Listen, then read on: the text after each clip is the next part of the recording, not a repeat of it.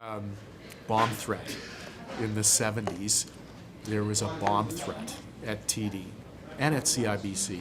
Public never knew anything about this. And Keith Gray, who built Greenline, he was the manager of the branch, the main branch down at King and Bay. He got the note.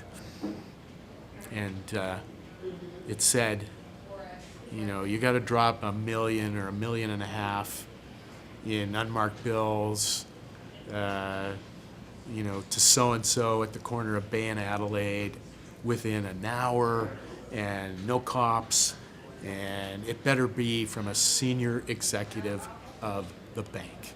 So he was not a senior executive of the bank, so he went up to the executive floor of the bank, and he spoke to Robin Korthals, who became the president of the bank, and Robin said, well, what's wrong?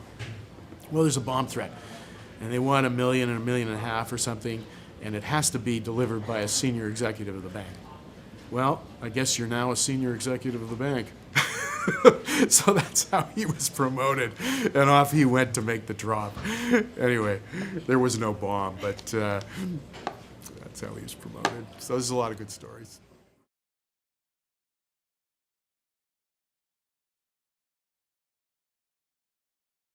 This is not an overnight success. This is, an overnight, a 50-year success story, really.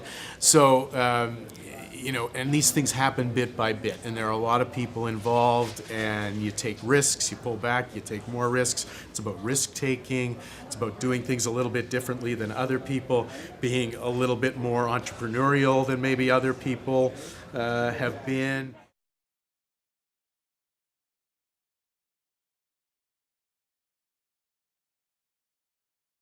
Well, I actually think there can be a very broad audience for this book.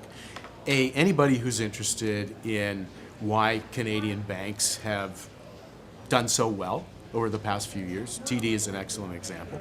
But anybody who's interested in Canadian business, how Canadian businesses approach the U.S. market. There's a long history of Canadian businesses trying to go to the U.S.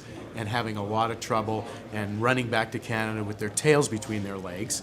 TD is relatively new at this. We still don't know long-term how it will work out, but it's looking relatively good for them. I mean, you see their branches all over, the eastern seaboard of the United States. Very suddenly, a lot of presence there. So there's I think there's almost a case study in this for people who want to see how a major organization approached the United States and how it has built itself up bit by bit over the last half century.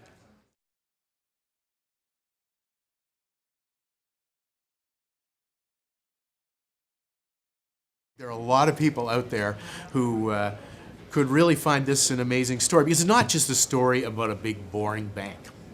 It's really about the people who made it happen.